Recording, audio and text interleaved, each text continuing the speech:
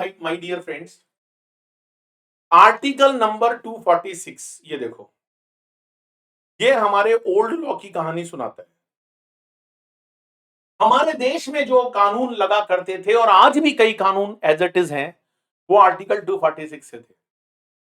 हमारे देश में ऐसी कोई व्यवस्था नहीं थी जहां पर सेंट्रल गवर्नमेंट और स्टेट गवर्नमेंट मिलकर टैक्स लगा सके।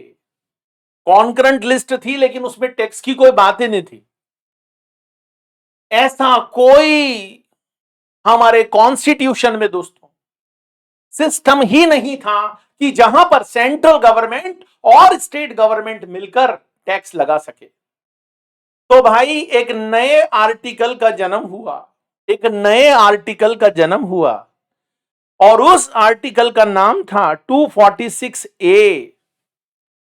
इसका मतलब हमारे देश के कॉन्स्टिट्यूशन को बदला गया दोस्तों, हमारे देश के कॉन्स्टिट्यूशन को अमेंड किया गया। ऐसा नहीं है दोस्तों कि कॉन्स्टिट्यूशन एक बार बन गया तो फिर वो अमेंड नहीं हो सकता।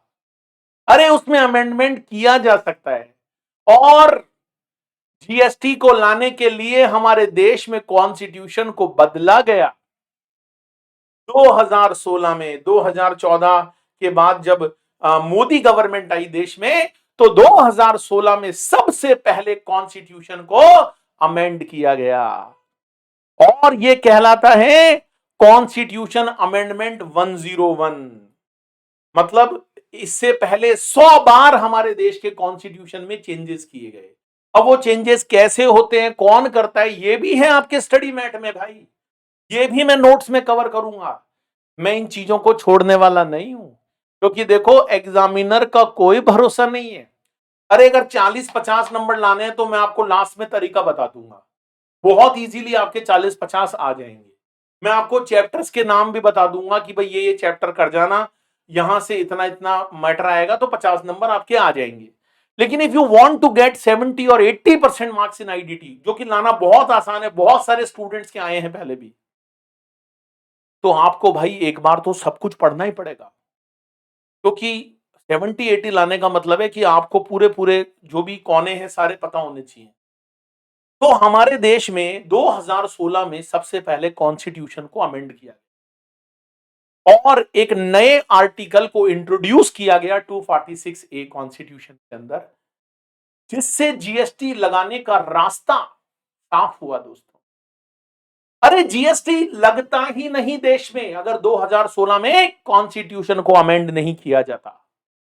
तो सबसे पहले 2016 में जीएसटी को अमेंड किया गया दोस्तों, जीएसटी को नहीं, कॉन्स्टिट्यूशन को अमेंड किया गया। और उसके बाद 2017 में हमारे देश में डियर जीएसटी का जन्म हुआ, कॉन्स्टिट्यूशन बदला गया, उसके बाद बहुत सारी कहानी हुई, अभी वो सारी कहानी भी बताऊंगा। 2017 में भाई हमारे देश में एक नया मेहमान आया, GST, goods and services tax. Gabbar Singh tax नहीं, इसको कई लोग गब्बर सिंह टैक्स बोलते हैं। It is not Gabbar Singh tax, it is goods and services tax. 1 जुलाई 2017 वो दिन है दोस्तों जब हमारे देश में जीएसटी को इंट्रोड्यूस। तो 1 जुलाई 2017 से हमारी कंट्री में दोस्तों जीएसटी को इंट्रोड्यूस किया गया। पहले हमारे देश में मल्टीपल टाइप्स ऑफ टैक्सेस लगाया जाते थे। इनडायरेक्ट टैक्स होते हैं ना जो गुड्स और सर्विस पे लगते हैं, तो पता ही है आपको कि भाई डायरेक्ट टैक्स होता है जिसमें बर्डन शिफ्ट नहीं होता। इनकम टैक्स, जो इनकम कमाएगा वही टैक्स देगा, जिसके इंजेक्शन लगेगा उसी के दर्द होगा, तो वो इनकम टैक्स है, वो डायरेक्ट टैक्स है। अभी मैं किसकी बात कर रहा हूं, इनडायरेक्ट टैक्स की, कि लगाया किसी और के जाएगा, दर्द किसी और के होगा, है ना। लेवी किसी और पर होगी और दोस्तों कलेक्शन किसी और से किया, that is called indirect tax. तो हमारे देश में बहुत सारे इनडायरेक्ट टैक्स लगाए जा रहे थे। उसका नाम था excise duty, service tax, VAT. अरे ऐसे लगभग 17 तरह के टैक्सेस थे, 17 तरह के। और आप चिंता मत करो, एक एक ड्यूटी और टैक्स का नाम आप लोगों को याद करवाऊंगा, है ना। 17 टाइप्स ऑफ टैक्सेस हमारे देश में 1 जुलाई 2017 से पहले लगाए जाते थे, लेकिन 1 जुलाई 2017 के बाद हमारे देश में इन 17 टाइप्स ऑफ टैक्सेस को सबजूम्ड कर लिया गया, कंसोलिडेट कर दिया गया और एक नए टैक्स का जन्म हुआ दोस्तों, जिसका नाम है जीएसटी, जो कि गुड्स और सर्विसेज पर लगने वाला टैक्स है। अरे इतने सारे टैक्सेस यार, बिजनेसमैन हैरान था, परेशान था, दुखी था कि यार कभी एक्साइज वाले आते हैं, कहते हैं रजिस्ट्रेशन कराओ, रिटर्न भरो, टैक्स जमा कराओ, आज तुम्हारी सर्च करेंगे, बजा बजा कर जाते हैं। कभी वैट वाले आ जाते हैं, local sale tax, state government, कभी वो बोलते हैं हमारा रजिस्ट्रेशन कराओ, हमारा टैक्स जमा कराओ, कभी सर्विस टैक्स के नाटक, कभी वैट के नाटक, कभी एक्साइज के नाटक। अरे इतने सारे नाटक थे भाई, बिजनेसमैन परेशान रहता था, किसकी रिटर्न कब भूल जाए भाई कोई पता नहीं। हर चीज का अलग अलग सीए रखो, सीए भाई साहब अलग अलग फीस ले रहे हर चीज की। तो क्या हुआ माय डियर फ्रेंड्स, इन सारे टैक्सेस में जो थप्पड़ लग रहे थे ना बिजनेसमैन के, बिजनेसमैन ने बोला यार इतने थप्पड़ मत मारो, एक पंच मार दो लेकिन इतने थप्पड़ मत मारो। तो भाई साहब एक जीएसटी नाम का पंच लगाया गया, गुड्स एंड सर्विसेज टैक्स। आप बाबा रामदेव को जानते हैं? अनुलोम विलोम किया है आपने कभी? हाँ सर किया है। अनुलोम विलोम कैसे होता है? जैसे ये वाला नोज बंद करो, सांस को तेजी के साथ अंदर खींच, फिर इसको बंद करो, फिर इसको निकालो। बहुत फायदेमंद होता है दोस्तों। तो बाबा रामदेव क्या करते हैं, एक नौज से इसको खींचते हैं सांस, दूसरे नौज से बाहर निकाल। और आपको पता है बाबा रामदेव तो बीजेपी के खास हैं। तो जैसे ही जीएसटी आया तो क्या हुआ, जैसे बाबा रामदेव ने सारे टैक्सेस को अंदर खींच लिया, excise duty, VAT, service tax, ऐसे 17 तरह के टैक्सेस अंदर ले लिए। फिर ये वाला बंद किया, CGST, SGST, UT GST, IGST, ऐसे मतलब इतने सारे टैक्सेस अंदर ले लिए और फिर निकला क्या बाहर, जीएसटी। सर आप तो कह रहे हो जीएसटी भी अलग अलग होते हैं, सीजीएसटी, एसजीएसटी, यूटी।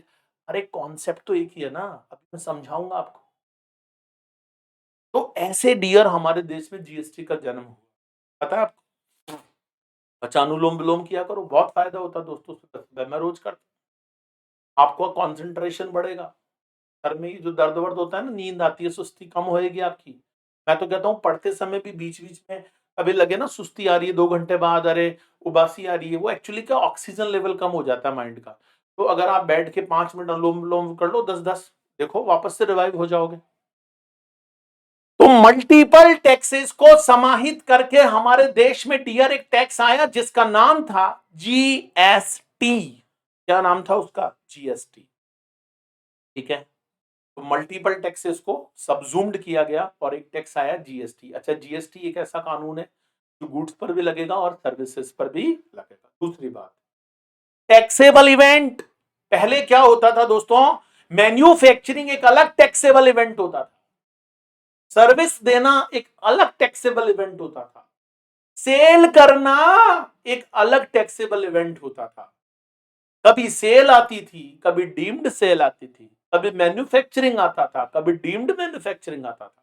दोस्तों मैंने पुराना लॉ भी बहुत पढ़ाया है, 15-16 साल से पढ़ा रहा हूं, तो मुझे याद है जब मैं एक्साइज पढ़ाता था तो मैन्युफैक्चरिंग के साथ आती थी डीम्ड मैन्युफैक्चरिंग।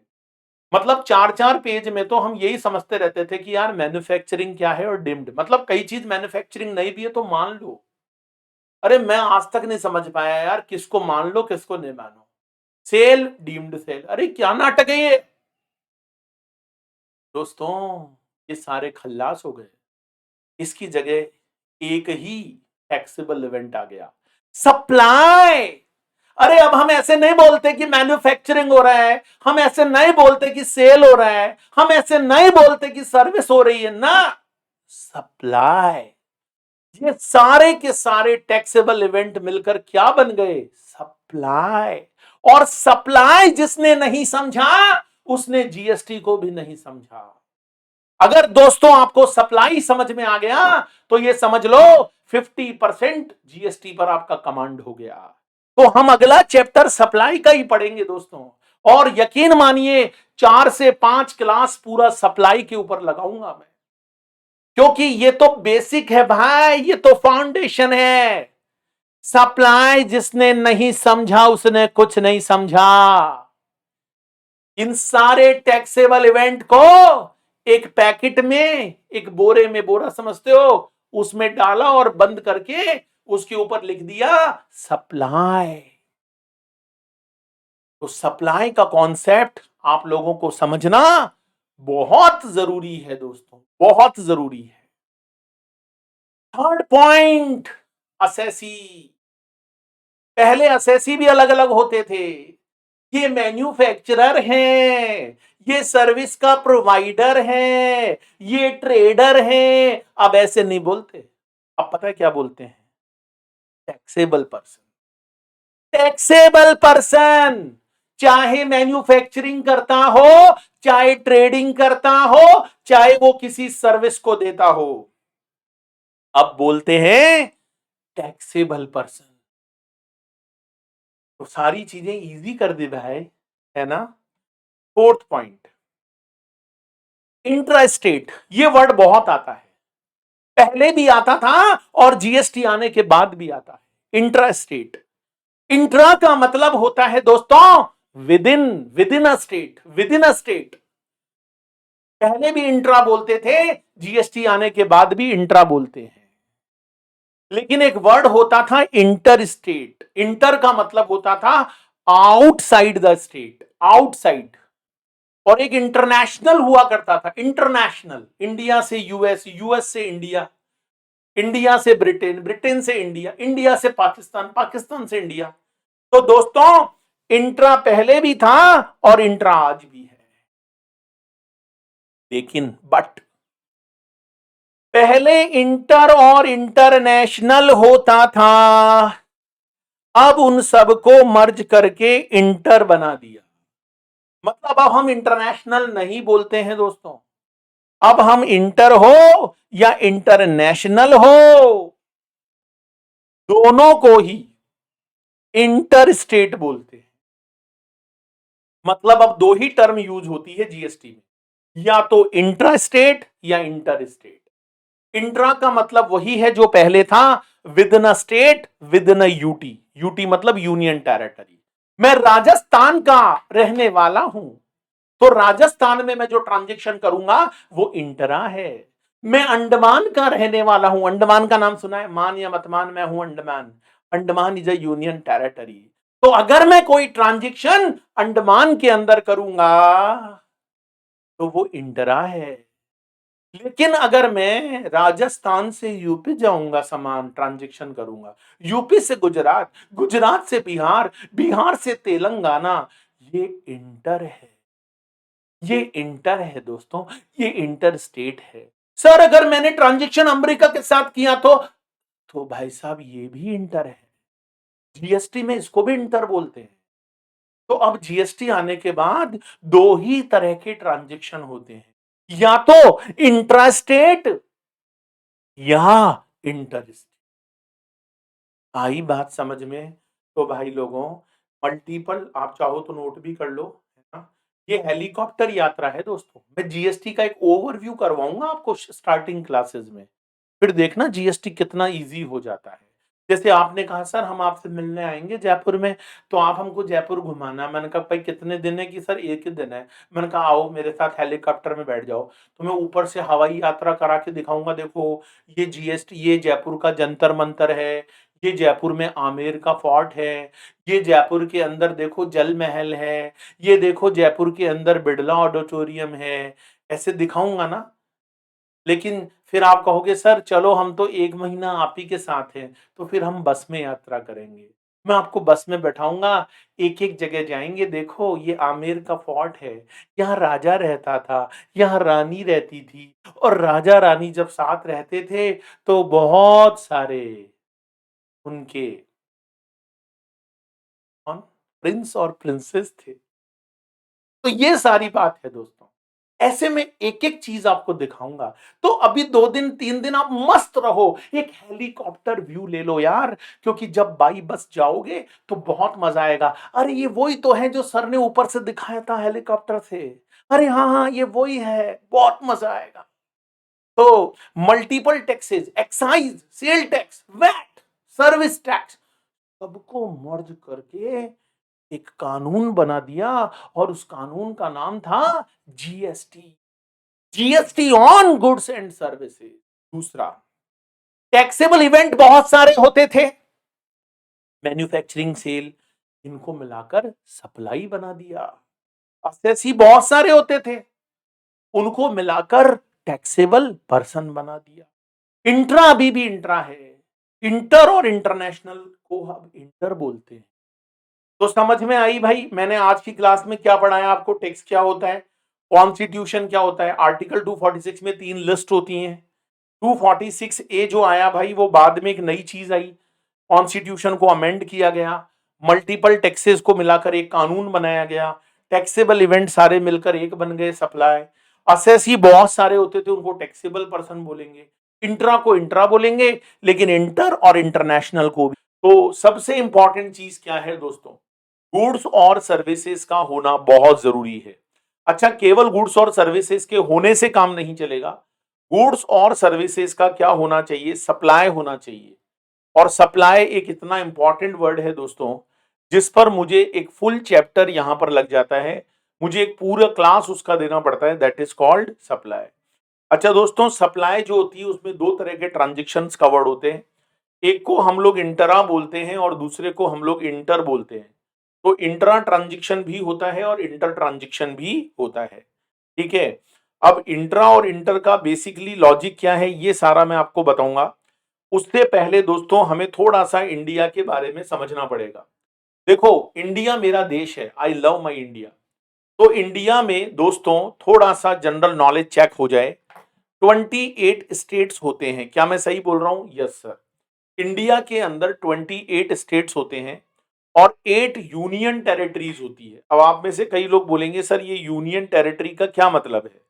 तो दोस्तों यूनियन टेरिटरी वो पर्टिकुलर एरियाज हैं जहां पर सेंट्रल गवर्नमेंट का कंट्रोल होता है। सेंट्रल गवर्नमेंट ही ये चेक करती है कि भाई वहां पर क्या करना है, एडमिनिस्ट्रेशन को कैसे चलाना है, ये सारी बात दोस्तों सेंट्रल गवर्नमेंट ही वहां पर तय करती है। और यूटीज के अंदर एक बहुत इंपॉर्टेंट बात है जो आप लोगों को याद रखनी है, और वो ये है दोस्तों कि वैसे तो हमारे देश में 8 यूटीज हैं, लेकिन उस 8 में से 3 यूटीज ऐसे हैं दोस्तों जिन्हें आप फुल यूटी नहीं कह सकते, बल्कि वहां पर स्टेट गवर्नमेंट भी बनी हुई है, वहां पर चीफ मिनिस्टर भी होता है, उनकी खुद की विधानसभा स्टेट असेंबली होती है।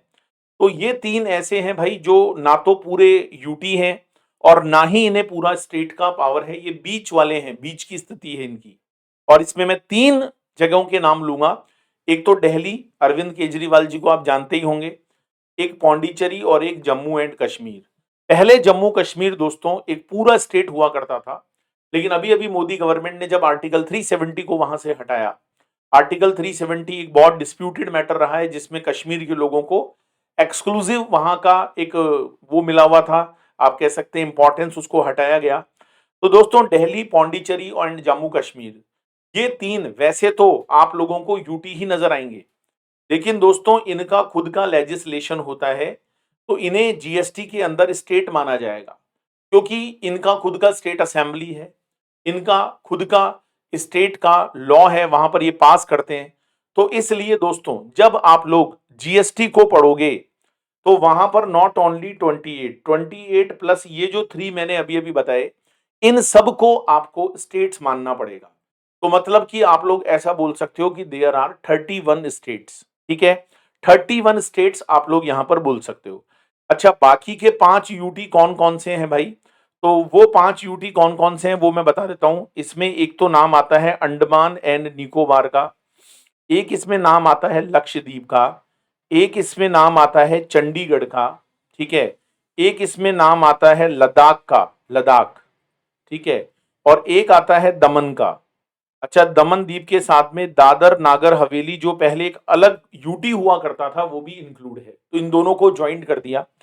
तो अंडमान निकोबार, लक्षद्वीप, चंडीगढ़, लद्दाख, दमन दीव के साथ में जो दादर नगर हवेली है, ये 5 बेसिकली फुल यूटी हैं। फुल यूटी का मतलब ये है भाई कि यहां पर पूरा का पूरा कंट्रोल सेंट्रल गवर्नमेंट का है।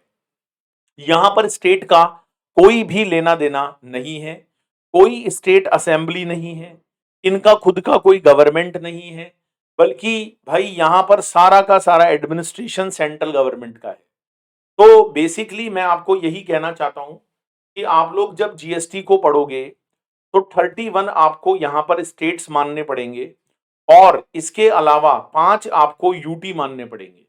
ये जो 5 हैं दोस्तों, इन्हें आपको यूटी, बिकॉज ये फुल यूटी हैं, ठीक है। तो ये बात मैं आपको बताना चाह रहा था माय डियर फ्रेंड्स, ठीक है।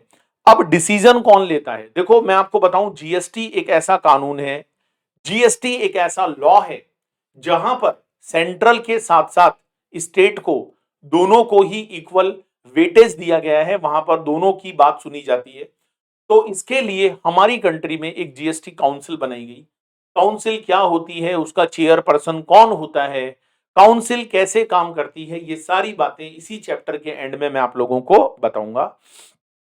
अब हम थोड़ा सा बेसिक नॉलेज पर बात करते हैं।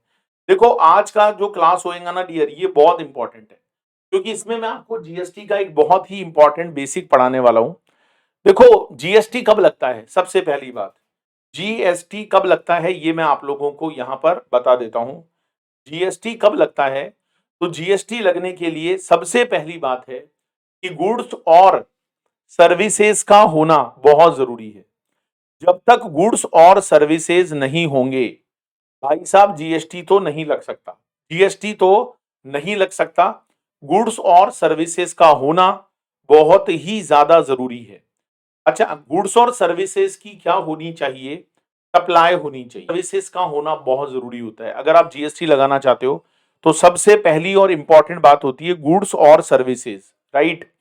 इन इनका होना बहुत जरूरी है। जब तक गुड्स और सर्विसेज नहीं होंगी तो हम उसके ऊपर जीएसटी नहीं लगाएंगे। तो सबसे पहली बात है कि गुड्स और सर्विसेज होनी चाहिए। उसके बाद गुड्स और सर्विसेज का सप्लाई होना बहुत जरूरी है।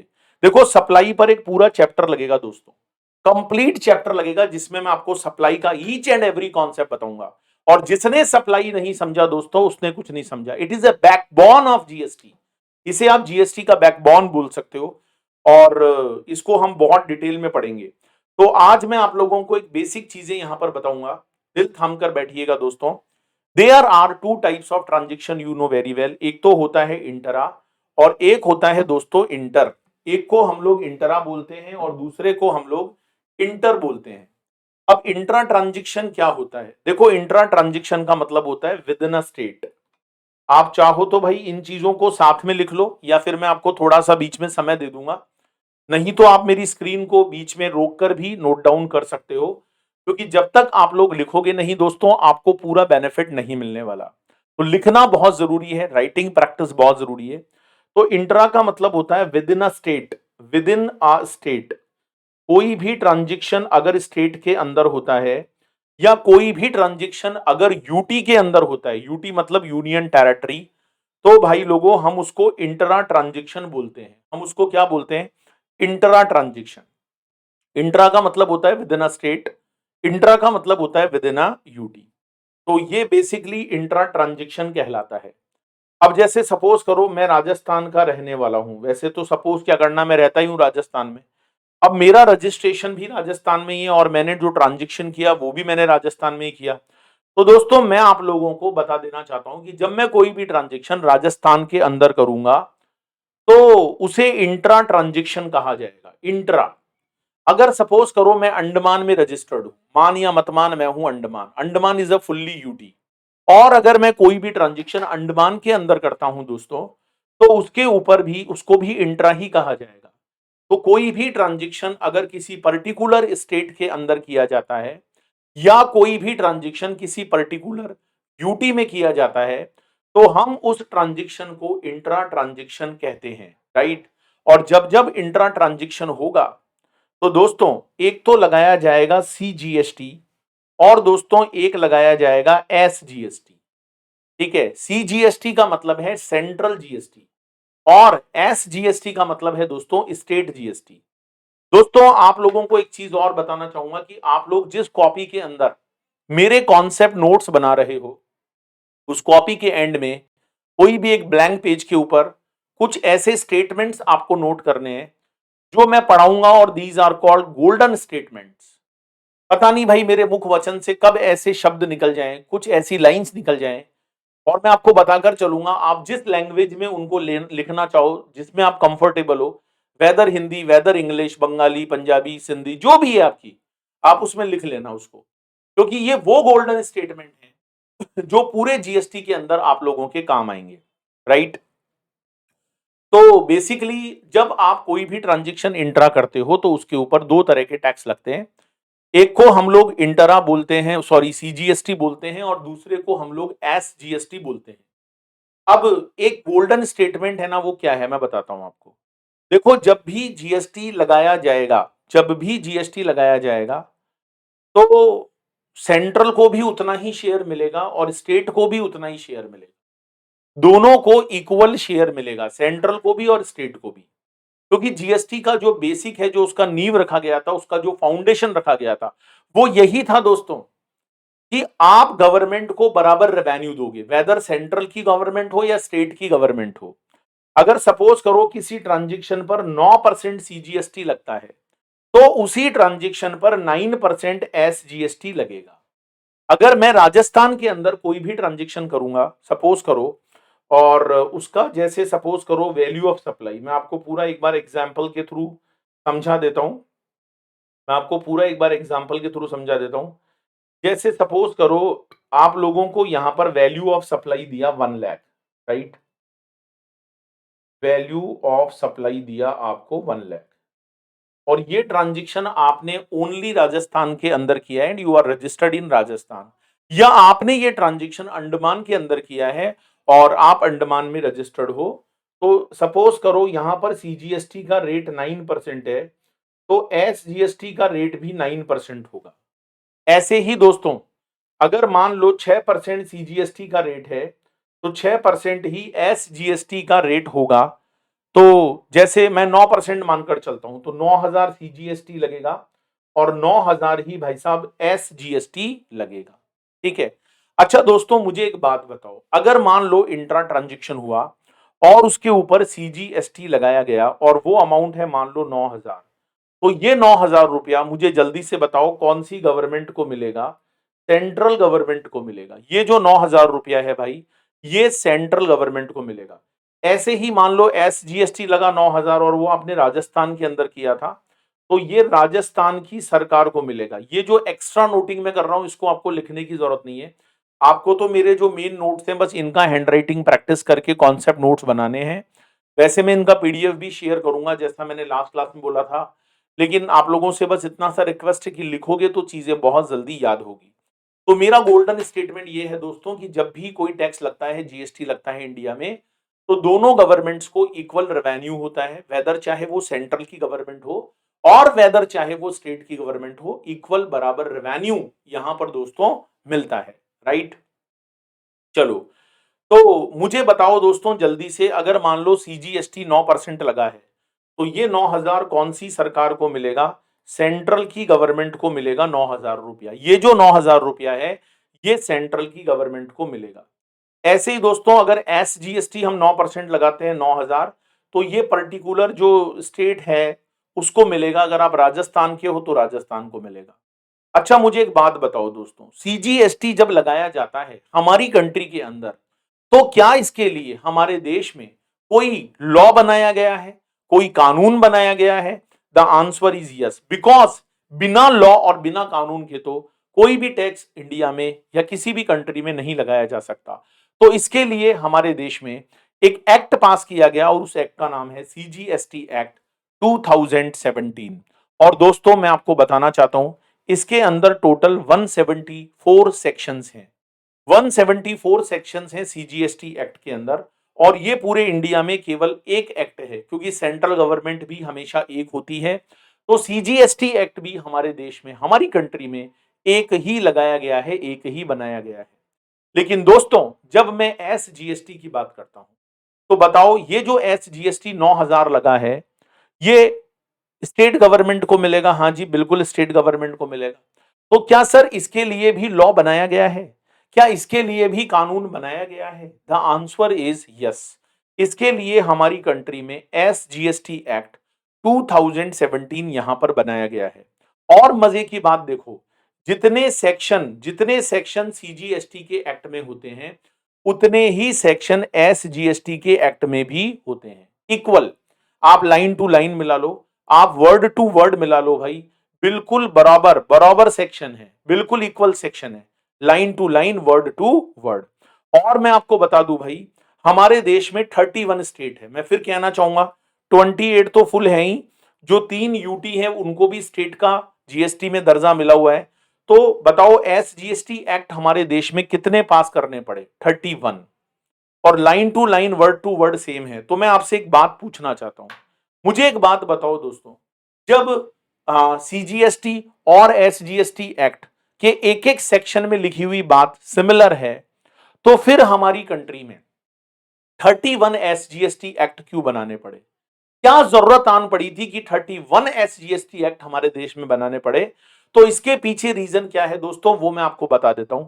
इसके पीछे सबसे बड़ा रीजन ये है कि स्टेट गवर्नमेंट ने, जब जीएसटी की बात आई तो स्टेट गवर्नमेंट ने कहा कि अगर सेंट्रल अपना लॉ बनाएगी जीएसटी का तो हम सारे स्टेट भी हमारा हमारा लॉ बनाएंगे। क्योंकि आज तो मान लो सेंट्रल गवर्नमेंट कह दे कि हाँ स्टेट लॉ बनाने की क्या जरूरत है, हम आपको वैसी रेवेन्यू दे देंगे। लेकिन कल ने को अगर सेंट्रल गवर्नमेंट अपने वादे से मुकर जाए तो स्टेट के पास तो कोई पावर ही नहीं रहेगा। तो हर स्टेट गवर्नमेंट ने अपनी अपने स्टेट में एसजीएसटी एक्ट बनाया और उसको पास किया। तो 31 एसजीएसटी एक्ट आपको ऑटोमेटिकली याद हो जाएंगे, क्योंकि अगर आप एक सीजीएसटी एक्ट पढ़ लोगे तो बाकी के एसजीएसटी एक्ट बिल्कुल सिमिलर हैं। तो आपको एक तरह से 32 एक्ट्स का नॉलेज हो जाएगा, ज्ञान हो जाएगा भाई।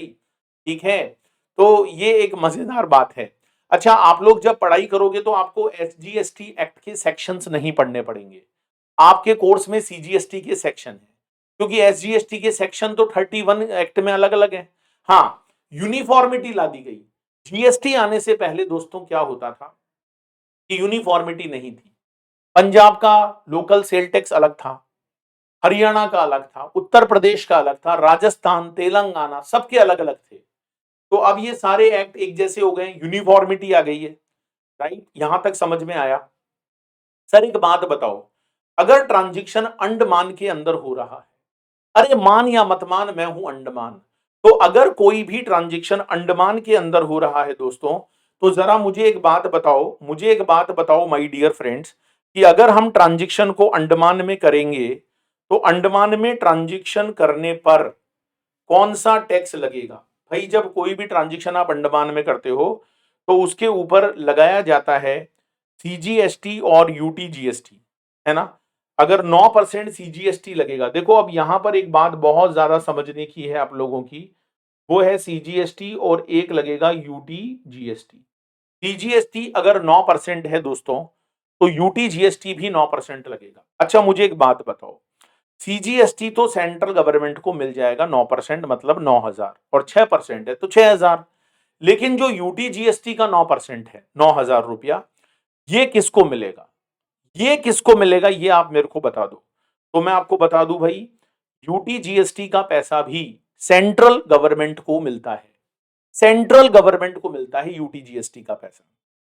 और इसके लिए हमारे देश में दोस्तों यूटीजीएसटी एक्ट 2017 पास किया गया। ठीक है, अब आपके दिमाग में क्वेश्चन जरूर आना चाहिए, अगर नहीं आया है तो, कि भाई जब सीजीएसटी 9% भी सेंट्रल गवर्नमेंट को ही मिलना है और 9% जो यूटीजीएसटी है वो भी अगर सेंट्रल गवर्नमेंट को ही मिलना है, तो यूटीजीएसटी अलग से लगाने की नीड क्यों पड़ी? और अलग से यूटी जीएसटी एक्ट ही क्यों बनाना पड़ा जब लेना ही सेंट्रल को कलेक्ट करना है? दोस्तों इसके पीछे एक बहुत बड़ा रीजन है।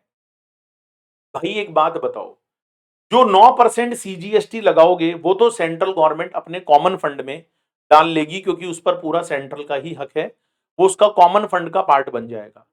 लेकिन जो 9% यूटी जीएसटी है, सपोज करो ये ट्रांजेक्शन अंडमान में हुआ था और वहां पर 9% यूटी जीएसटी लगा था, तो सेंट्रल गवर्नमेंट क्या करती है कि जो पैसा यूटी जीएसटी के नाम से कलेक्ट किया जाता है उसे सेंट्रल गवर्नमेंट उसके फंड में, उसके रिजर्व में जमा करा देती है। सेंट्रल गवर्नमेंट ने क्या कर रखा है दोस्तों, 5 तरह के बैग बनवा रखे हैं, 5 तरह के पैकेट बनवा रखे हैं, और उन पर नाम लिखा हुआ है अंडमान, एक पर नाम लिखा है लक्षद्वीप, एक पर दमन दीव, एक पे चंडीगढ़, एक पे लद्दाख। तो अगर मान लो कोई पैसा अंडमान के ट्रांजेक्शन के कारण आता है तो सेंट्रल गवर्नमेंट उस पैसे को अंडमान वाले बैग में डाल देती है, अंडमान वाला जो गोलक है, पिगी बैंक है, उसके अंदर डाल देती है। अगर कोई पैसा लक्षद्वीप के नाम से आएगा तो वो लक्षद्वीप वाले फंड में चला जाता है। मतलब मैं आपको ये कहना चाहता हूं कि वो पैसा चाहे सेंट्रल गवर्नमेंट के पास जाता होगा, आई नो, लेकिन सेंट्रल गवर्नमेंट उस पैसे को, उस यूटीजीएसटी की मनी को अपने कॉमन फंड का पार्ट नहीं बनाती है। और बात भी सही है दोस्तों, अगर अंडमान की जनता पर टैक्स का बर्डन आया, अंडमान की जनता ने पैसा दिया, तो वो अंडमान के डेवलपमेंट में खर्च होना चाहिए, वो सारा पैसा अंडमान के विकास में, उसके डेवलपमेंट में खर्च होना चाहिए। तो इसके लिए एक अलग से यूटी जीएसटी एक्ट यहां पर बनाया गया। फिर मेरे मुख वचन से दोस्तों एक गोल्डन स्टेटमेंट आने जा रहा है, तो आप अपनी लैंग्वेज में कहीं भी कॉपी के लास्ट में किसी भी पेज पर इसको लिख लीजिएगा। जब जब हमारे देश में यूटी जीएसटी लगाया जाएगा, अरे जब जब हमारे देश में यूटी जीएसटी लगाया जाएगा, तो आप दोस्तों उसको एस जीएसटी के बराबर मानना, कभी मिस्टेक नहीं होगी, कभी आपसे गलती नहीं होगी। ऐसे मानना भाई जैसे एस जीएसटी लग रहा है, क्योंकि यूटी जीएसटी चाहे जाता सेंट्रल के पास है, लेकिन उस पैसे को एक अलग फंड बनाकर, वो जो पैसा होता है दोस्तों उसको एक अलग फंड बनाकर सेंट्रल गवर्नमेंट रखती है हर यूटी के लिए। तो यूटी जीएसटी कभी भी लगे, ट्रीट एज एस जीएसटी की, हाँ भाई ये एक अलग टैक्स है, ऐसा मत मान लेना भाई सेंट्रल के पास जा रहा है तो कहीं आप उसको कॉमन फंड का पार्ट बना दो। तो यहां तक समझ में आया सभी लोगों को, इज इट क्लियर? दूसरा ट्रांजेक्शन जो कि काफी ज्यादा इंपॉर्टेंट है, अगर आपको डाउट और कंफ्यूजन रहता है तो भाई मुझे, मेरा ये जो नंबर है पर्सनल, इस पे आप व्हाट्सअप कर सकते हो 9829056469, तो मैं आपके डाउट्स को व्हाट्सअप पर ही रिजॉल्व कर दूंगा। कभी भी जैसे ही आप डाउट रेस करोगे मेरे पास, जैसे मुझे समय मिलता है मैं देखते ही उसको कर देता हूं दोस्तों। तो बात यह है कि अब हम इंटर ट्रांजेक्शन्स की बात करेंगे। तो सबसे पहले तो ये समझना पड़ेगा कि इंटर ट्रांजेक्शन का मतलब क्या होता है। तो एक बार थोड़ा सा हम नीचे आते हैं, हम थोड़ा सा नीचे आते हैं और इंटर ट्रांजेक्शन को समझने की कोशिश करते हैं। दोस्तों इंटर ट्रांजेक्शन का मतलब होता है बेसिकली जब कोई भी ट्रांजेक्शन दो डिफरेंट स्टेट्स के बीच में होता है, दो डिफरेंट स्टेट, जैसे एक तो है पंजाब और एक है हरियाणा, दोनों अलग अलग स्टेट है। तो इनके बीच में अगर कोई ट्रांजेक्शन होगा, जैसे सपोज करो कोई रजिस्टर्ड है पंजाब में और वो सप्लाई हरियाणा में दे रहा है, तो ये इंटर ट्रांजेक्शन कहलाएगा। क्या कहलाएगा? Inter transaction. या अगर दो डिफरेंट यूटी के बीच में भी कोई ट्रांजेक्शन होता है, सपोज करो एक आदमी जो अंडमान में रहता है, रजिस्टर्ड है, और वो सप्लाई कहां पर दे रहा है भाई? लक्षद्वीप में दे रहा है, लक्षद्वीप में। तो अंडमान से अगर कोई भी सप्लाई लक्षद्वीप में दी जाएगी तो इसे भी हम इंटर ट्रांजेक्शन बोलेंगे, क्योंकि अब आप ये मत बोलना कि अंडमान और लक्षद्वीप तो सर सेंटर के अंडर में आते हैं, लेकिन भाई यूटी चेंज हो गया ना। यूटी को मैंने क्या बोला था, देखो मिस्टेक नहीं होगी, स्टेट मानकर ट्रीट करना। जब आप यूटी को स्टेट मानकर ट्रीट करोगे तो कभी भी गलती नहीं होगी। तो अगर कोई भी ट्रांजेक्शन अंडमान से लद्दाख होगा, या लद्दाख से लक्षद्वीप होगा, या लक्षद्वीप से दमन एंड दीव होगा, तो उसे भी हम इंटर ट्रांजेक्शन बोलेंगे। ऐसे ही दोस्तों मान लो एक स्टेट और एक यूटी, जैसे मान लो लद्दाख और एक है राजस्थान, तो ये ट्रांजेक्शन दो, एक स्टेट और एक यूटी के बीच में हुआ, तो this is also called my dear friends inter transaction. इसे भी हम लोग इंटर ट्रांजेक्शन बोलते हैं। और अगर कोई ट्रांजेक्शन दो डिफरेंट डिफरेंट कंट्रीज के बीच में होता है, डिफरेंट डिफरेंट कंट्रीज के बीच में, जैसे इंडिया पाकिस्तान या इंडिया यूएसए, तो ये जो इंटरनेशनल ट्रांजेक्शन होते हैं ना भाई लोगों, इन्हें भी हम लोग इंटर ट्रांजेक्शन ही बोलते हैं। और इनके ऊपर भी जो है आईजीएसटी लगाया जाता है। इनके ऊपर भी दोस्तों आईजीएसटी लगाया जाता है। इनके ऊपर भी हम लोग यहां पर आईजीएसटी लगाकर चलेंगे। तो ये बात आप लोग ध्यान रखना। अब आप कहोगे सर ये तो इंटरनेशनल है, इसमें तो कस्टम ड्यूटी लगेगी। हाँ दोस्तों, कस्टम ड्यूटी के अंदर एक कस्टम ड्यूटी ऐसी होती है, अभी मैं आपको थोड़ी देर बाद बताऊंगा, जो नाम तो कस्टम ड्यूटी का है उसका, लेकिन वो कस्टम ड्यूटी इंडिया में जीएसटी के बराबर लगाई जाती है। तो वो अभी हम डिस्कस करेंगे यहां पर। तो आप लोगों को इंटर ट्रांजेक्शन का मीनिंग समझ में आया कि अगर कोई भी ट्रांजेक्शन दो डिफरेंट स्टेट्स के बीच में होगा, अगर कोई भी ट्रांजेक्शन दो डिफरेंट यूटीज के बीच में होगा, या अगर कोई भी ट्रांजेक्शन वन स्टेट और वन यूटी के बीच में होगा, या कोई भी ट्रांजेक्शन दो डिफरेंट कंट्रीज के बीच में होगा, तो हम उस ट्रांजेक्शन को इंटर ट्रांजेक्शन कहते हैं।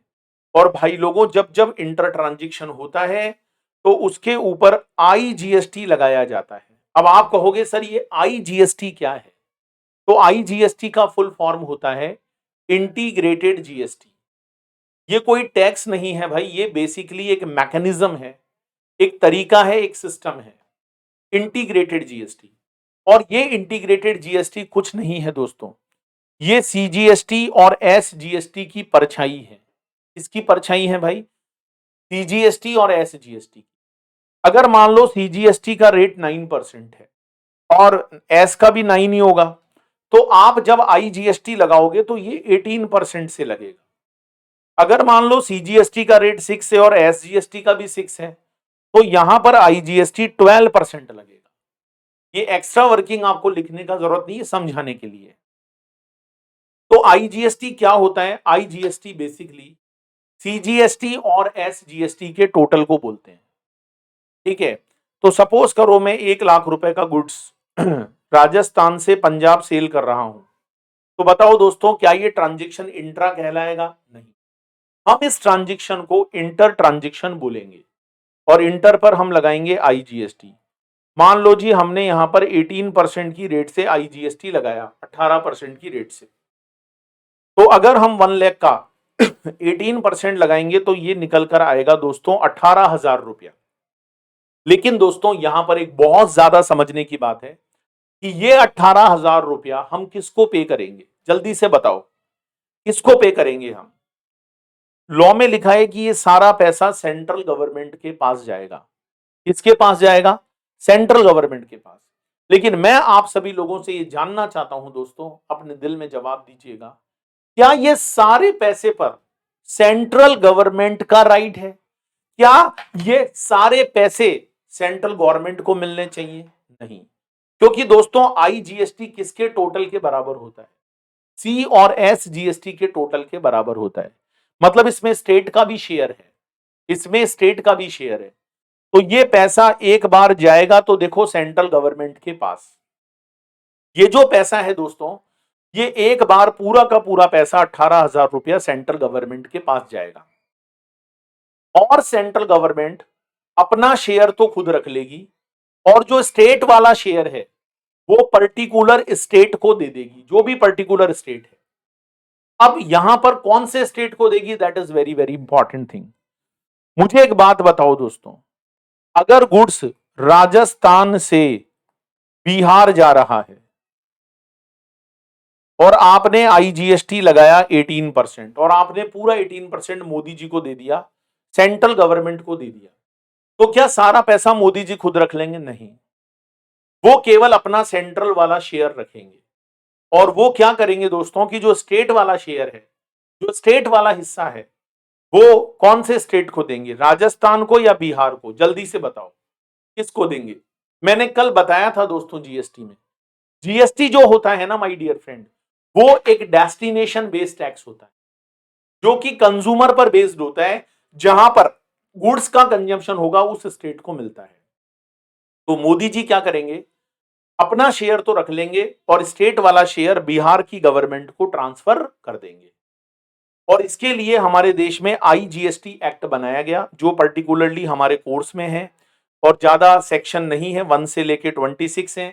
काफी ज्यादा सेक्शन में जो बातें लिखी है वो सीजीएसटी में सिमिलर लिखी हुई है, तो आप इसकी टेंशन मत लेना, ये मैं आपको पूरा कवर करवा दूंगा।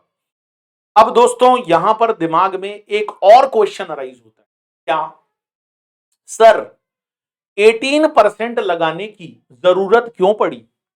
ऐसा ही कर लेते कि 9% लगाकर सेंट्रल को दे देते और 9% सीधा बिहार को दे देते। जैसे यहां पर सीजीएसटी सेंट्रल को चला जाता था और एसजीएसटी जो भी पर्टिकुलर स्टेट है उसको चला जाता था, तो ये काम तो यहां पर भी हो सकता था। ऐसा क्यों किया कि पहले पूरा 18% लगाया, 18% पूरा मोदी जी के पास भेजा, फिर मोदी जी से कहा मोदी जी अब आप दो किसी स्टेट को, तो इतने नाटक करने की क्या जरूरत थी? दोस्तों इसके पीछे क्या कारण है मैं समझाता हूं। आप लोगों ने कभी कुरकुरे खाए हैं दोस्तों? कमेंट करके बताइए ना, कुरकुरे खाए हैं क्या आप लोगों ने? कुरकुरे जो होते हैं सबने खाए हैं कुरकुरे। मान लो राजस्थान के अंदर कुरकुरे बनाए गए और इनकी सप्लाई की गई एमपी के अंदर, मध्य प्रदेश में, और एमपी में जो था वो होलसेलर था, तो उसने यूपी के रिटेलर को माल बेच दिया। गुड्स कहां सोल्ड हो गया? यूपी। और यूपी से दोस्तों वो एक बिहार का कंज्यूमर था, वो खरीद के ले गया और फाइनली वो कुरकुरे कहां पर कंज्यूम हुए? बिहार में। उसने पैकेट खोला और फट से कुरकुरे खा गया दोस्त। अच्छा मुझे एक बात बताओ दोस्तों, सेंट्रल का शेयर तो चलो सेंट्रल ले लेगी, लेकिन स्टेट वाला शेयर इतने सारे स्टेट हो गए, किसको मिलना चाहिए? तो द आंसर इज बिहार, क्योंकि कंज्यूमिंग स्टेट कौन सा है? बिहार है। तो दोस्तों यहां पर होगा क्या, एक बार पूरा का पूरा 18% का आईजीएसटी सेंट्रल गवर्नमेंट को दिया जाएगा, पूरा का पूरा 18%। अब सेंट्रल गवर्नमेंट को कोई पता थोड़ी ना होता है पहले से कि भाई राजस्थान कंज्यूमिंग स्टेट है या एमपी है या यूपी है या बिहार है। रात शाम सपने में आए और दहिया पी गए सारा रा रा रा रा रा। अरे पहले से थोड़ी पता होता है, नहीं तो हम जिस स्टेट में कंजम्पशन है उसको ही दे दो। तो ये एक ऐसा मैकेनिज्म बनाया गया कि भाई देखो रोल जो ज्यादा बड़ा रहेगा वो तो सेंट्रल का ही रहेगा। तो आईजीएसटी एक ऐसी मनी है जो पहले एक बार पूरा सेंट्रल के को मिल जाएगी। सेंट्रल देखेगा लास्ट तक कि भाई कंज्यूमिंग स्टेट कौन है, तो राजस्थान को कोई हिस्सा नहीं मिलेगा, एमपी को कोई शेयर नहीं मिलेगा, यूपी को कोई शेयर नहीं मिलेगा, और जो भी स्टेट वाला शेयर है वो बिहार को मिलेगा दोस्तों, क्योंकि कंज्यूमिंग स्टेट बिहार है। तो सेंट्रल गवर्नमेंट लास्ट में देख लेगी कि हाँ भाई बिहार कंज्यूमिंग स्टेट है, तो वो आईजीएसटी में से जो स्टेट वाला शेयर है वो बिहार को दे देगी। ये बात मैं अभी आपको एग्जाम्पल और एक पूरे इलस्ट्रेशन के साथ समझाऊंगा प्रैक्टिकली। तो इस कारण से दोस्तों आईजीएसटी लगाना पड़ता है, जो कि एक इंटीग्रेटेड जीएसटी होता है, जो कि सी और एस का टोटल होता है। और फाइनली आईजीएसटी का जो बर्डन होता है वो कंज्यूमिंग स्टेट के अंदर जो कंज्यूमर है उसी पे आएगा और वही बर्डन को बियर करेगा। और बात भी सही है भाई, डेवलपमेंट बिहार का होना चाहिए, क्योंकि कंज्यूमिंग स्टेट यहां पर कौन है? बिहार। फिर से मेरे मुख वचन से एक और गोल्डन स्टेटमेंट निकलने जा रहा है, तो आप लोग अपनी लैंग्वेज में इसको नोट कर लीजिएगा। पहले एक बार सुन लो, चाहो तो बीच में पॉज कर लेना और बाद में पेज में कहीं भी लिख लेना, ठीक है? देखो किसी भी स्टेट का तरक्की, किसी भी स्टेट का डेवलपमेंट, किसी भी स्टेट की ग्रोथ जीएसटी आने के बाद इस बात पर डिपेंड नहीं करेगी कि उस स्टेट में कमाने वाले लोग कितने, ना जी ना। उस स्टेट में कमाने वाले लोग कितने हैं दोस्तों उससे मतलब नहीं है। जिस स्टेट में खाने वाले लोग ज्यादा हैं, जिस स्टेट में कंज्यूमर्स ज्यादा हैं दोस्तों, वो राज्य, वो स्टेट ज्यादा तरक्की करेगा। तो किसी भी राज्य की तरक्की, किसी भी स्टेट की तरक्की, किसी भी यूटी का डेवलपमेंट इस बात पर डिपेंड नहीं करेगा कि वहां पर कमाने वाले लोग कितने हैं, बल्कि इस बात पर डिपेंड करेगा कि वहां खाने वाले लोग कितने हैं। जैसे बिहार में खाने वालों की संख्या बहुत ज्यादा है, तो बिहार राज्य को ज्यादा रेवेन्यू होगा, बीच वाले राज्यों को कुछ नहीं मिलेगा, राइट? तो this is the basic principle of IGST, ठीक है? तो एक बार आप लोग चाहो तो इसको नोट कर लो, मैं आपको टाइम भी दे देता हूं, यहां से नोट कर लो, बाकी का तो पहले कल वाली क्लास में मैंने कराया था, अगर आपने नहीं देखा है लेक्चर 1 तो जरूर देख लीजिएगा। तो आप लोग देखो, सबसे पहले गुड सर्विस लिखोगे, सप्लाई लिखोगे, सप्लाई में एक इंट्रा है, एक इंटर है, आप पॉज करके भी स्क्रीन को लिख सकते हो। सीजीएसटी एसजीएसटी लगता है जब हम इंट्रा ट्रांजेक्शन करते हैं, ठीक है। सीजीएसटी का पैसा सेंट्रल गवर्नमेंट को मिलेगा, एसजीएसटी का पैसा स्टेट गवर्नमेंट को मिलेगा। ड्यूटी जीएसटी का पैसा भी सेंट्रल को ही मिलता है, लेकिन सेंट्रल गवर्नमेंट उस फंड को एक अलग जगह पर मेंटेन करती है। जब जब इंटर ट्रांजेक्शन होगा तो आईजीएसटी लगता है। आईजीएसटी जो लगता है भाई वो सी और एस के टोटल के बराबर लगता है, और ये पूरा पैसा एक बार दोस्तों सेंट्रल गवर्नमेंट के पास जाता है, और फिर सेंट्रल गवर्नमेंट उस हिस्से को पर्टिकुलर जो स्टेट है, कंज्यूमिंग स्टेट है, उसको ट्रांसफर कर देती है। ट्रांजेक्शन को कब इंटर कहा जाता है बताया, 2 UT 2 state, 1 UT 1 state, 2 country के बीच में जब भी कोई ट्रांजेक्शन होगा तो हम उस ट्रांजेक्शन को इंटर ट्रांजेक्शंस कहेंगे। 28 स्टेट हैं जिनका खुद का ऑन लेजिस्लेशन है, असेंबली है, इंडिपेंडेंस है। तो स्टेट जो बेसिकली यहाँ पर कवर होंगे वो 28 तो होंगे, लेकिन 3 यूटी ऐसे हैं जिन्हें भी आपको स्टेट मानना पड़ेगा, दिल्ली, पौंडीचेरी, जे एंड के, क्योंकि उनका खुद का सीएम होता है भाई। तो ऐसे यहाँ पर अगर देखा जाए तो जीएसटी के अंदर 31 स्टेट्स हो जाते हैं भाई, और 5 यूटी बिल्कुल अलग हैं, क्योंकि यहाँ पर पूरा का पूरा सेंट्रल गवर्नमेंट देखकर चलती है। तो ये यहाँ तक का एक बार आप लोग पूरा नोट कर लो, ठीक है। फिर मैं आगे आपको लेकर चलता हूं।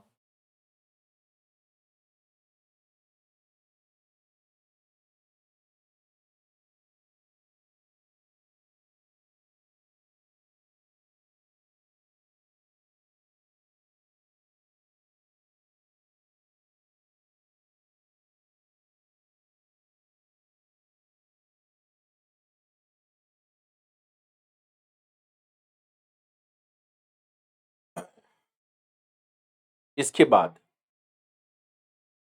दोस्तों हमारे देश में जीएसटी आने के बाद क्या हुआ, देखो स्टेट्स को डर था कि भाई हमारा कुछ रेवेन्यू लॉस हो सकता है, क्योंकि जीएसटी आने से पहले स्टेट के डिफरेंट डिफरेंट टैक्सेस होते थे जो स्टेट लेता था, स्टेट लिस्ट में गिवन है वो, और सेंट्रल के बहुत सारे टैक्सेस हैं जो सेंट्रल लेता था। सेंट्रल को हमेशा से ज्यादा टैक्सेस मिलते हैं क्योंकि सेंट्रल का स्कोप भी बहुत बड़ा है। तो स्टेट्स ने ये बोला कि भाई हम लोग जीएसटी को नहीं आने देंगे। तो मोदी जी जो सेंट्रल गवर्नमेंट है उन्होंने स्टेट्स को समझाया भाई आने दो, और 2016 में हमारे देश में कॉन्स्टिट्यूशन को अमेंड किया गया। और मैं बता दूं ये कौन सा अमेंडमेंट था, 101, मतलब इससे पहले भी हमारे देश में कॉन्स्टिट्यूशन को बदला गया है। ये 101 नंबर था जब कॉन्स्टिट्यूशन में चेंज लाया गया। अच्छा, कॉन्स्टिट्यूशन अमेंडमेंट एक्ट 2016 में पास हुआ, क्योंकि अगर ये पास ही नहीं होता तो ये मानकर चलो भाई हमारे देश में कभी भी जीएसटी नहीं लगता। कॉन्स्टिट्यूशन अमेंडमेंट एक्ट में 1 से लेकर 20 सेक्शंस दोस्तों बताए गए हैं, और इन कॉन्स्टिट्यूशन को अमेंड इसलिए करना पड़ा क्योंकि उसके अंदर नई पावर जनरेट हुई। जैसे 246 ए एंट्री है, ये सॉरी आर्टिकल है, तो ये एक नई पावर को जनरेट करता है कि सेंट्रल गवर्नमेंट और स्टेट गवर्नमेंट दोनों यहां पर बराबर बराबर टैक्सेस को लगा सके। कुछ पावर्स को एलिमिनेट किया गया, जैसे पहले एक्साइज लगा करती थी तो उसे अब नहीं लगाते हैं, एल्कोहलिक लिकर को छोड़कर, पेट्रोलियम प्रोडक्ट्स को छोड़कर, बाकी पे कहां लगती है एक्साइज। पहले लोकल वैट और सेल टैक्स लगा करता था, तो 2-4 आइटम्स को छोड़कर वो भी पूरा एबॉलिश हो गया। 17 टाइप्स ऑफ टैक्सेस को लगाने का जो पावर था वो एलिमिनेट हो गया दोस्तों। और फिर जब जीएसटी लाना था तो कॉन्स्टिट्यूशन अमेंडमेंट एक्ट में कुछ क्लैरिफिकेशन भी लेकर आने पड़े। तो कॉन्स्टिट्यूशनल अमेंडमेंट एक्ट 2016 एक बहुत इंपॉर्टेंट अमेंडमेंट था, क्योंकि अगर ये अमेंडमेंट ही नहीं होता तो जीएसटी कैसे आता। दोस्तों जैसे ही जीएसटी आया तो स्टेट्स ने नाटक करना शुरू कर दिया कि भाई हमारे को तो जीएसटी आने से लॉस भी हो सकता है, हमें क्या पता कि उतना ही रेवेन्यू मिलेगा जितना पहले मिलता था। तो सेंट्रल गवर्नमेंट ने कहा भाई ऐसा करो, आप अपना रेवेन्यू देख लेना जीएसटी आने के बाद कितना बनता है। अगर आपका पहले वाले रेवेन्यू से कम रेवेन्यू बनेगा तो सेंट्रल गवर्नमेंट आपको उसके लिए अलग से कॉम्पनसेशन देगी, जो डिफरेंस अमाउंट है वो सेंट्रल आपको देगी।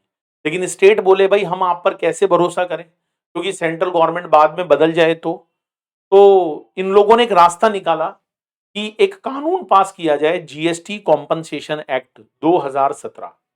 ये जो जीएसटी कॉम्पनसेशन एक्ट है 2017, इसमें बहुत छोटा सा एक्ट है, 1 से लेके 14 सेक्शंस हैं। आपके कोर्स के हिसाब से तो वैसे रेलिवेंट है, छोटा मोटा कुछ पार्ट होगा तो वो मैं आपको कवर कराऊंगा। बाकी मेन तो सीजीएसटी और आईजीएसटी है। तो जीएसटी कॉम्पनसेशन एक्ट को बनाने का लॉजिक ये था कि अगर स्टेट को कोई भी लॉस होता है तो पहली बात तो वो लॉस कंप्यूट कैसे किया जाएगा, उसका फॉर्मूला क्या होगा और वो स्टेट्स को कैसे मिलेगा, ये सारी बात इस कॉम्पनसेशन एक्ट में डाली गई। अच्छा, एक्ट बनने से स्टेट गवर्नमेंट को भी एक प्रॉमिस मिल गया कि भाई कल को अगर सेंट्रल मना करेगी तो हम लोग उठकर सुप्रीम कोर्ट के पास पहुंच जाएंगे, क्योंकि भाई हमने एक्ट पास करवाया है इसका कि स्टेट को जो लॉस होता है वो सेंट्रल को देना पड़ेगा। तो इसलिए दोस्तों जीएसटी कॉम्पनसेशन एक्ट आया और जितने भी हमारे देश में लग्जरी आइटम्स हैं उन पर एक अलग से सेस लगता है जीएसटी में, जिसकी मैं बाद में डिस्कशन करूंगा। वो इसीलिए लगता है कि स्टेट्स को जो लॉस हो रहा है वो सेंट्रल कहां से देगी, तो वो सेस लगा कर देगी। तो ये सारी बातें आपको समझ में आनी चाहिए कि सबसे पहले जीएसटी आने के लिए कॉन्स्टिट्यूशन को अमेंड किया गया 2016 में और 2017 में कॉम्पनसेशन एक्ट पास किया। उसके बाद जाकर हमारे देश में जीएसटी 1 जुलाई 2017 से एप्लीकेबल हुआ। सीजीएसटी एक्ट आया 2017 में, 31 एसजीएसटी एक्ट आए, यूटीजीएसटी एक्ट आया 2017 में, आईजीएसटी एक्ट आया 2017 में। Is it clear? हाँ जी दोस्तों, एक बात और बताना चाहूंगा कि रजिस्ट्रेशन जो होता है ना जीएसटी में, वो हमेशा ओरिजिन पर बेस होता है। जैसे अगर मान लो मैं राजस्थान का रहने वाला हूं, मैं एक बिजनेसमैन हूं और मैं राजस्थान में रहता हूं, तो मैं रजिस्ट्रेशन तो राजस्थान में ही कराऊंगा क्योंकि मेरा ओरिजिन कहां पर है, राजस्थान। अच्छा, जीएसटी में पूरे इंडिया का एक रजिस्ट्रेशन नहीं होता, स्टेट वाइज होता है। अब इसके पीछे लॉजिक क्या है ये हम रजिस्ट्रेशन वाले चैप्टर में पढ़ेंगे डिटेल में। तो रजिस्ट्रेशन जो होता है वो हमेशा ओरिजिन पर बेस होता है। अगर आप राजस्थान के रहने वाले हो तो राजस्थान में आपका रजिस्ट्रेशन होगा। अगर आपका बिजनेस यूपी में है तो यूपी का अलग होगा, एमपी में भी है तो एमपी का अलग होगा। मतलब जितने जितने स्टेट में आपका बिजनेस है वहां वहां आपको सेपरेट सेपरेट जीएसटी में रजिस्ट्रेशन करवाना पड़ता है। इसके लिए आप लोगों के कोर्स में पूरा एक रजिस्ट्रेशन नाम का चैप्टर भी है। लेकिन दोस्तों अगर मैं टैक्स के पैसे की बात करूं, अगर मैं टैक्स के पैसे की बात करूं माय डियर फ्रेंड्स, अगर मैं टैक्स के पैसे की बात करूं तो ये जो टैक्स का पैसा होगा, ये जो टैक्स का पैसा होगा, एक मिनट, ये कौन से स्टेट को मिलेगा? तो भाई साहब ये मिलेगा डेस्टिनेशन स्टेट को। जैसे राजस्थान से, अगर राजस्थान में हो रहा है जब तो कोई इशू ही नहीं है, फिर तो सी और एसजीएसटी लग जाता है अलग अलग। लेकिन अगर राजस्थान से बिहार हो रहा है तो आईजीएसटी लगता है, और आईजीएसटी में सेंट्रल वाला शेयर तो सेंट्रल गवर्नमेंट अपने पास रख लेगी, लेकिन जो स्टेट वाला शेयर है दोस्तों उसे सेंट्रल गवर्नमेंट बिहार की सरकार को दे देगी। तो रजिस्ट्रेशन ओरिजिन बेस, टैक्स जो जाएगा वो डेस्टिनेशन पे। फिर से बोलूंगा, रजिस्ट्रेशन जो होता है वो हमेशा ओरिजिन पर बेस्ड होता है और जो टैक्स जमा कराने की बात होती है वो हमेशा डेस्टिनेशन पर बेस्ड होती है। अच्छा दोस्तों, एक बात और बताना चाहता हूं, हमारे देश में जीएसटी आने से पहले 2004 के अंदर ही एक कमेटी बनाई गई थी, विजय कैलकर जी उसके चेयरपर्सन थे, हेड थे। 16 जुलाई 2004 को उनका रिकमेंडेशन आया। उस समय यूपीए सरकार हुआ करती थी, लेकिन यूपीए सरकार स्टेट्स को राजी नहीं कर पाई। तो 2014 में जब मोदी जी की सरकार आई तो उसके बाद पहली बार लोकसभा में 2015 में, क्योंकि बीजेपी का पूरा बहुमत था दोस्तों, तो उन्होंने कानून कॉन्स्टिट्यूशन को अमेंड करके पास किया 2015 में। और जब ये कॉन्स्टिट्यूशन अमेंडमेंट एक्ट पास होने के बाद राज्यसभा में गया, क्योंकि दोनों हाउसेज में पास होना जरूरी है, एक लोकसभा होती है एक राज्यसभा होती है, तो राज्यसभा में बीजेपी का पूरा बहुमत नहीं था तो उसमें कुछ कमियां बताकर उसको वापस लौटा दिया गया। और मैं आपको बताना चाहूंगा दोस्तों कि कोई भी एक्ट जब हमारे देश में बनता है तो वो लोकसभा में भी पास होना चाहिए और राज्यसभा में भी, और पूरा का पूरा पास होना चाहिए, पार्शियल नहीं। जैसे मान लो 20 पॉइंट्स आर देयर, अब जो 20 पॉइंट्स हैं माय डियर फ्रेंड्स, अब जो 20 पॉइंट्स हैं माय डियर फ्रेंड्स, अगर मान लो उन 20 पॉइंट्स पर लोकसभा ने तो पास कर दिया, पर राज्यसभा ऐसा नहीं बोलती भाई 14 पॉइंट्स पर हम एग्री हैं तो 14 पॉइंट पास कर दो ना, या तो पूरा ही 20 पास होगा या फिर वो वापस से रिटर्न हो जाएगा। तो राज्यसभा में सरकार का बहुमत नहीं था, तो क्या हुआ भाई, मैटर राज्यसभा में गया तो सही, लेकिन राज्यसभा ने लौटा दिया।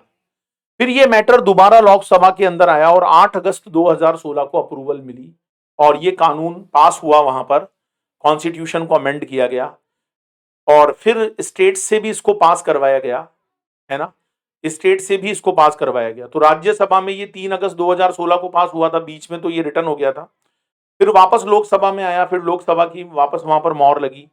और आपको पता है दोस्तों, जीएसटी में स्टेट्स का भी उतना ही कंट्रीब्यूशन है। तो हर स्टेट की जो विधानसभा है, 50% से ज्यादा स्टेट्स बीजेपी गवर्नमेंट का हो चुका था, तो उन्होंने वहां पास करवा लिया और लास्ट में 2016 में प्रेसिडेंट को एक्सेंट मिल गई और हमारे देश में जीएसटी कानून का जन्म हो गया दोस्तों।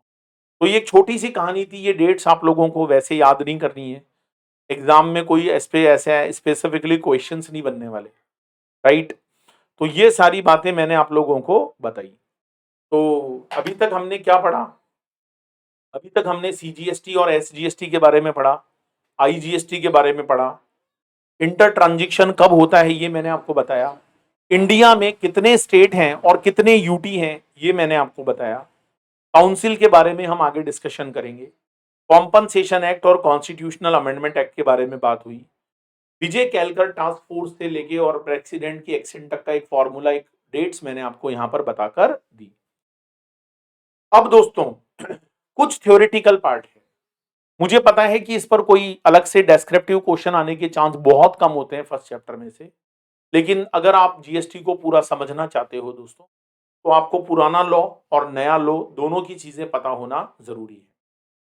तो सबसे पहला दिमाग में ये क्वेश्चन आता है कि जो ओल्ड सिस्टम था, जो पुराना कानून था, जो पुराना तरीका था, उसके अंदर ऐसी क्या शॉर्टकमिंग्स थी जिसके लिए हमारे देश में जीएसटी को आना पड़ा, और वो क्या था दोस्तों, यही मैं आज आपको समझाने की बात करूंगा, समझाऊंगा।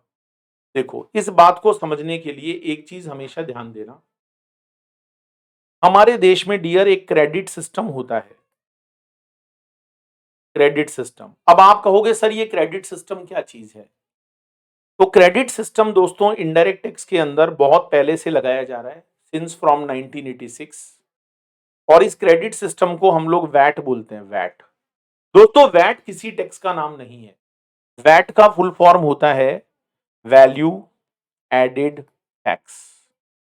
अब ये वैल्यू एडेड टैक्स क्या है दोस्तों, इसे हम समझने की कोशिश करेंगे। सपोज करो दोस्तों, ये है मिस्टर ए, ये है मिस्टर बी और ये है मिस्टर सी। ये आपको लिखना नहीं है, बस मैं वैसे ही समझा रहा हूं।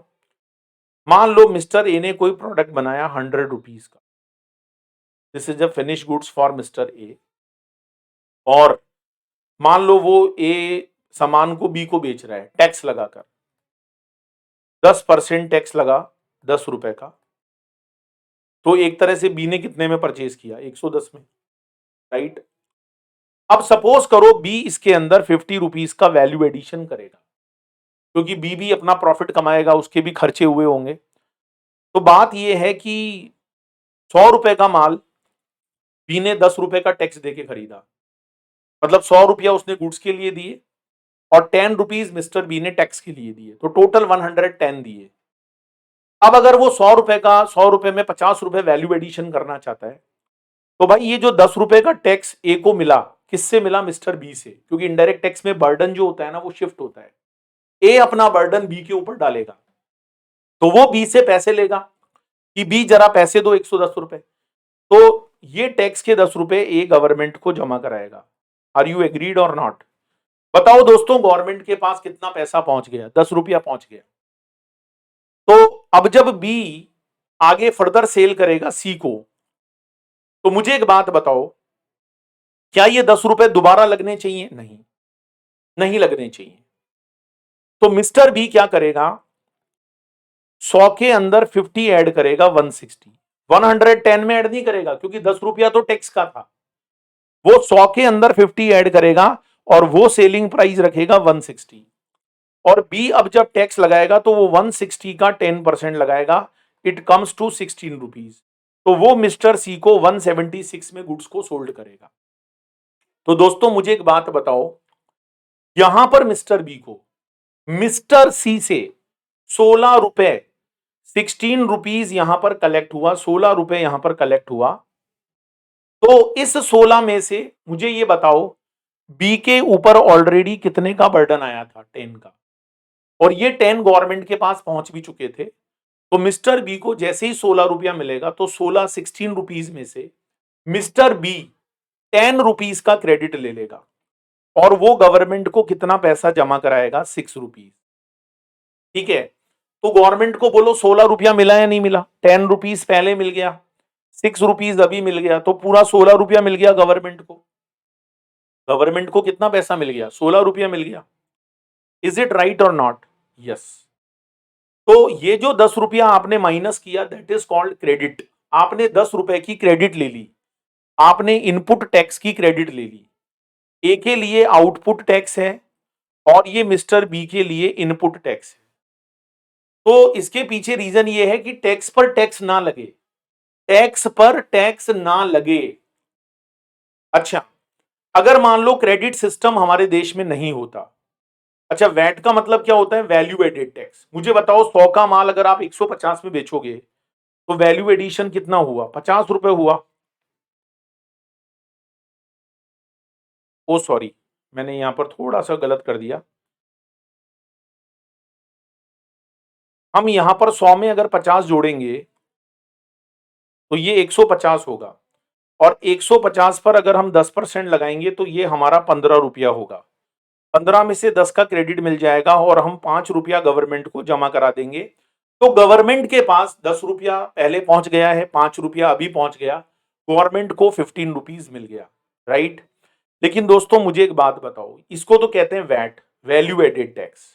जितने का वैल्यू एडिशन हुआ, 100 का माल आप 150 में बेच रहे हो तो 50 के ऊपर ही 10% लगना चाहिए, मतलब 5 रुपया। देख लो 5 रुपया ही एक्स्ट्रा लगा। ठीक है, अब जब ये गुड्स बी से सी के पास जाएगा तो सी ने कितना पैसा दिया होगा? देखो 115 और 15 रुपए टैक्स के दिए होंगे 165। अब मान लो बी इसी गुड्स को आगे बेच रहा है सी को, 200 में बेच रहा है। सी जो है वो डी को बेच रहा है 200 में, तो 200 का 10% होता है 20 रुपया। तो सी डी से कितने पैसे कलेक्ट करेगा? 220 रुपया, 220। तो सी क्या करेगा? 20 रुपीज सेल पर मिला, जितना टैक्स ऑलरेडी मिस्टर सी ने जमा करा दिया है भाई 15 रुपए, उतने की सी को क्रेडिट मिलेगी। क्रेडिट का मतलब होता है सेल के टैक्स में से परचेज का टैक्स आपको वापस मिल जाता है, क्योंकि उतना आप अपनी पॉकेट से देकर आए हो तो वो गवर्नमेंट के पास जा चुका। ठीक है, तो एक तरह से यहां सी गवर्नमेंट को कितने जमा कराएगा? 5 रुपया। देखो गवर्नमेंट को 10 पहले मिला, 5 बाद में मिला, और 5 अब और मिल गया, तो गवर्नमेंट के पास 20 रुपया पहुंच गया ना। तो ये एक चेन होती है डियर। अच्छा फाइनली मान लो डी उसको कंज्यूम कर ले, D is a final consumer, तो डी को ये सामान 220 का पड़ेगा। अच्छा ये क्रेडिट नहीं ले पाएगा, क्यों? क्योंकि डी तो आगे सेल ही नहीं कर रहा, डी तो फाइनल कंज्यूमर है। तो फाइनली जो बर्डन होता है वो कंज्यूमर पर आता है, कंज्यूमर को सारा टैक्स का बर्डन बियर करना पड़ता है। ये जो सिस्टम मैंने बताया जिसमें आप पहले परचेज पर टैक्स देते हो, बाद में सेल के टैक्स में से वही परचेज के टैक्स का आपको क्रेडिट मिल जाता है, that is called VAT system. और ये हमारे देश में बहुत पहले से चल रहा था।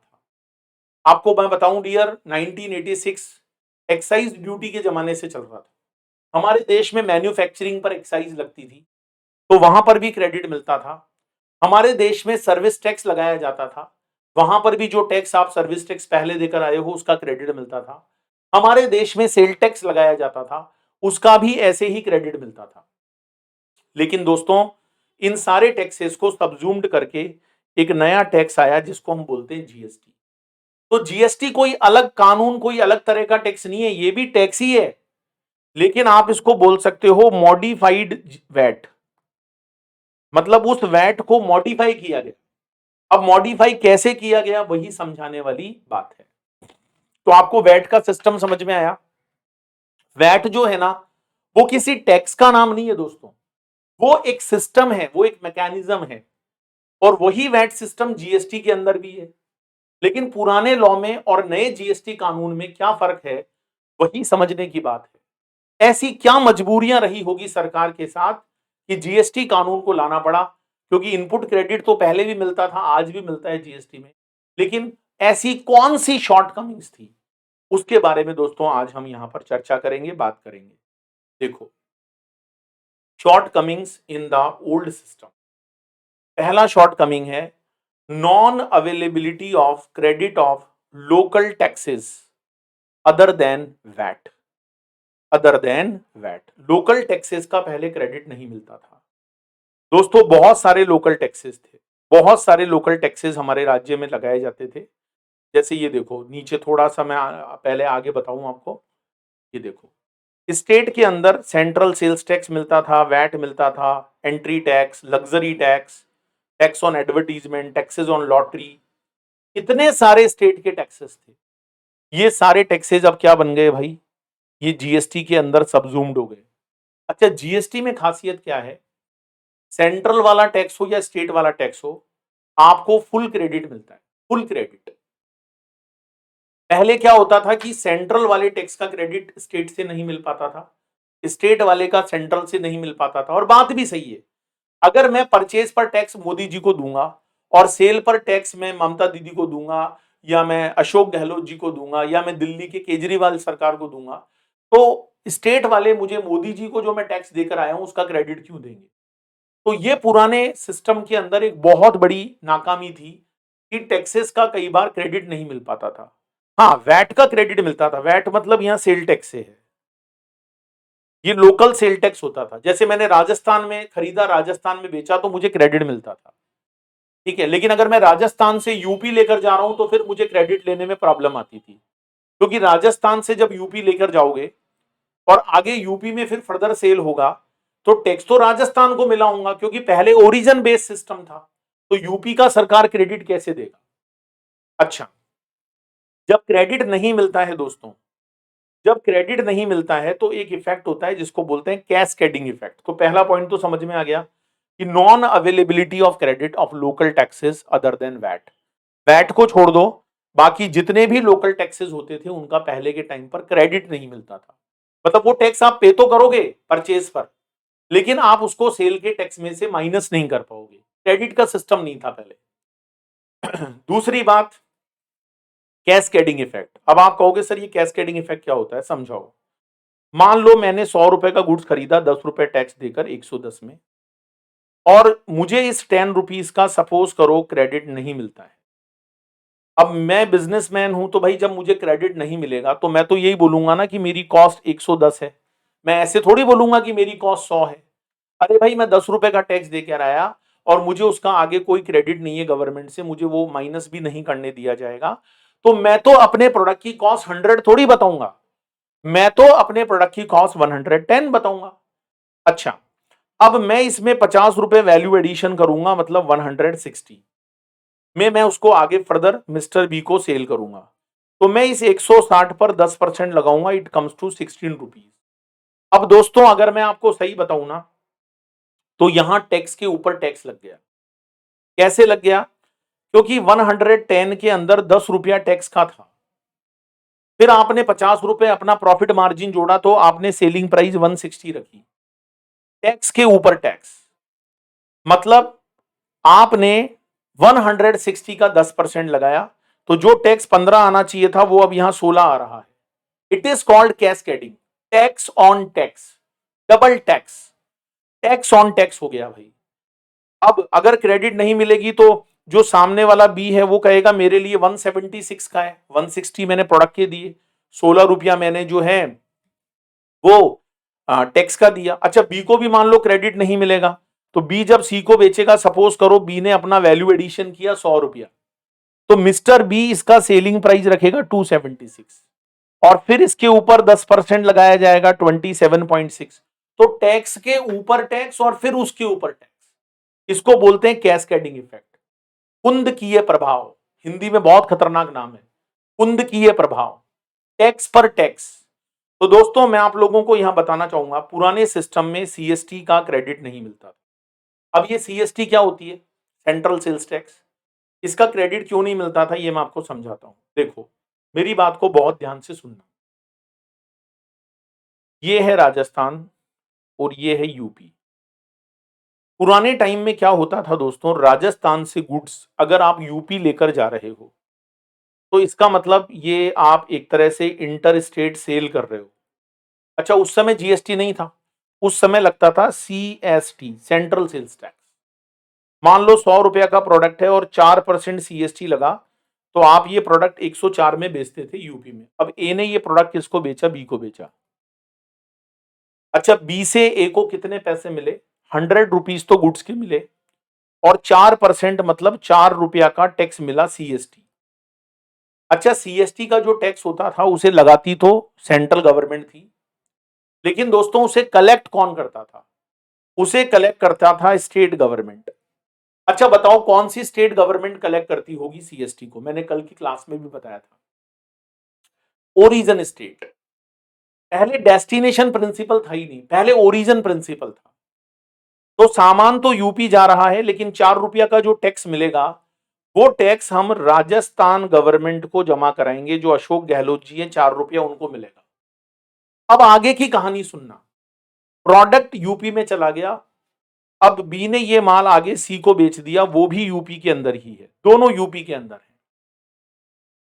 तो क्या होगा भाई? यूपी का जो लोकल वैट है, जिसको हम सेल टैक्स बोलते थे, वो लगेगा। सपोज करो वो 150 पर लगा 4%, मतलब 6 रुपया। अब ये 6 रुपया यूपी की सरकार को देना है ना? हमने कहा देखो यूपी की सरकार, हम 4 रुपया का टैक्स पहले दे चुके हैं और अब टैक्स बन रहा है 6 रुपया।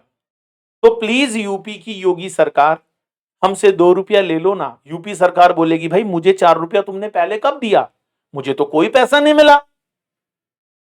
तुम तो पैसा तो राजस्थान सरकार को देकर आए हो, सीएसटी मनी तुम तो राजस्थान की गवर्नमेंट को देकर आए हो। तो बात तो सही है, यूपी सरकार क्यों देगी क्रेडिट? तो यहां पर बात अटक जाती थी। क्रेडिट कैसे मिलेगा बताओ? 4 रुपया राजस्थान की सरकार को दिए, अब 6 रुपया यूपी की सरकार को देना है, तो क्रेडिट कैसे मिलेगा? तो क्या करते थे व्यापारी लोग, बिजनेसमैन, वो कहते थे चलो क्रेडिट मत दो, हमारी तो कॉस्ट ही 104 है, तो हम तो 104 में 50 ऐड करेंगे, तो हम तो सेलिंग प्राइस रखेंगे 150, और हम 154 पर 4% लगाएंगे। दोस्तों जब 154 रुपया पर 4% लगेगा तो कैस्केडिंग इफेक्ट होगा, टैक्स के ऊपर दोबारा टैक्स लगेगा, क्योंकि 154 में 4 रुपीज ऑलरेडी टैक्स है, टैक्स पर टैक्स। ये था कैस्केडिंग इफेक्ट। इससे क्या होता था दोस्तों? प्रोडक्ट महंगा होता था, टैक्स पर दोबारा टैक्स लगता था, कैस्केडिंग इफेक्ट होता था। गलत बात, ये गलत था। लेकिन जीएसटी आने के बाद अब ऐसा नहीं है। अब आप चाहे राजस्थान से खरीदो, चाहे यूपी से खरीदो, चाहे बिहार से खरीदो, अब तो आईजीएसटी लगेगा, और आईजीएसटी डेस्टिनेशन स्टेट को मिलेगा। डेस्टिनेशन स्टेट कौन है? राजस्थान से अगर आप यूपी लेकर जा रहे हो तो राजस्थान को नहीं मिलेगा, यूपी को मिलेगा। अच्छा, यूपी को जब मिल गया तो यूपी आगे आपको क्रेडिट भी दे देगा, सिंपल।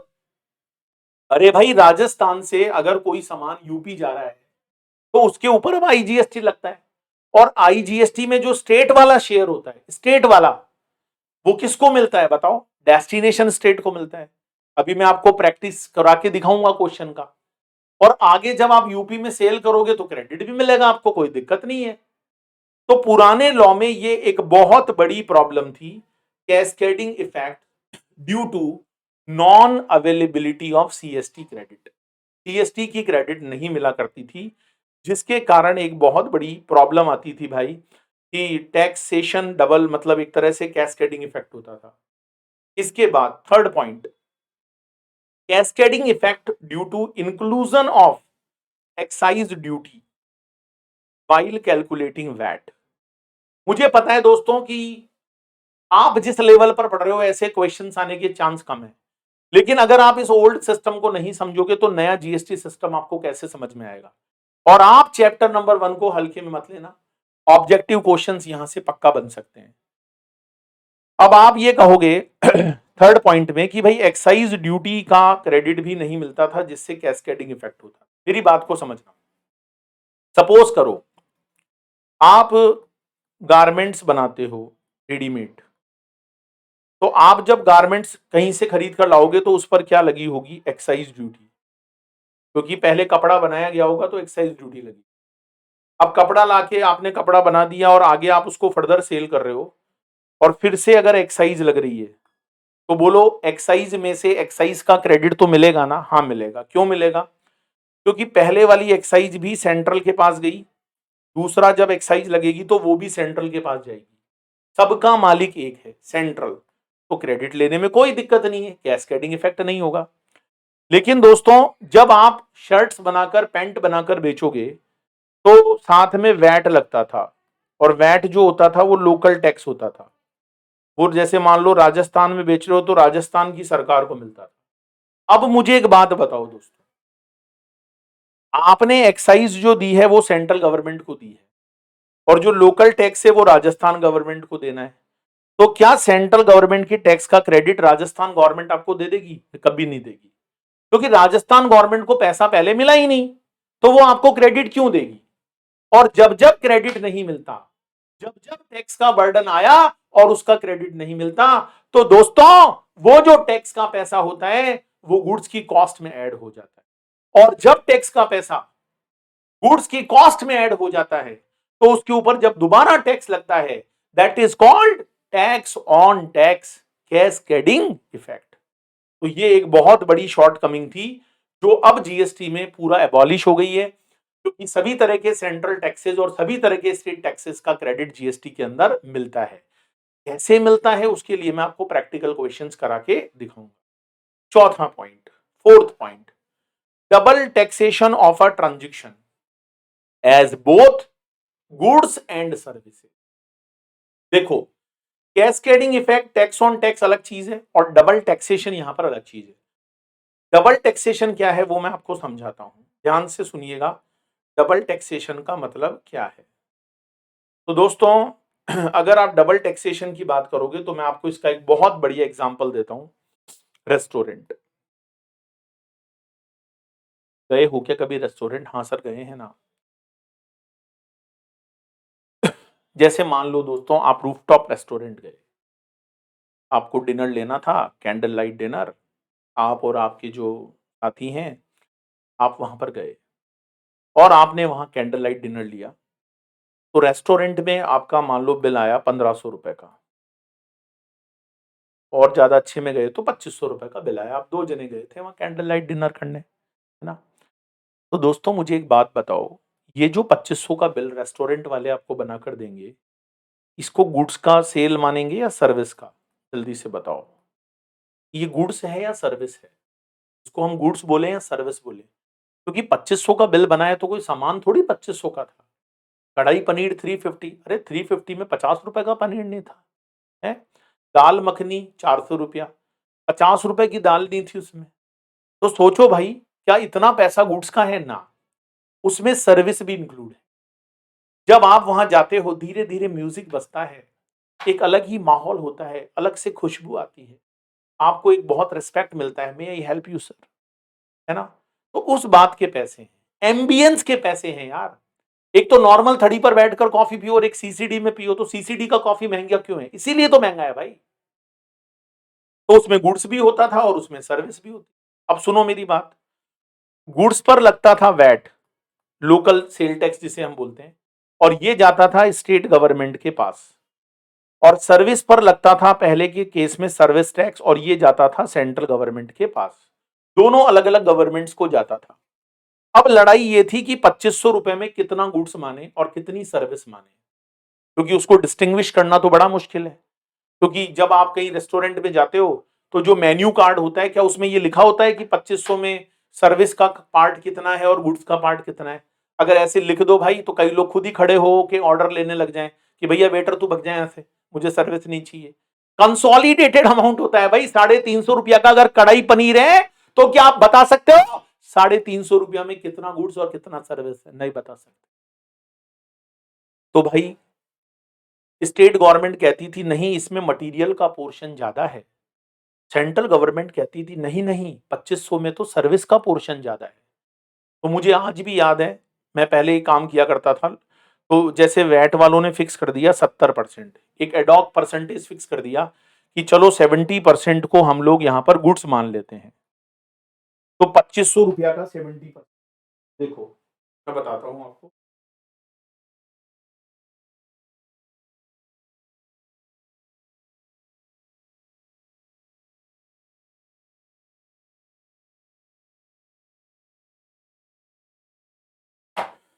₹2500 का 70%, 1750,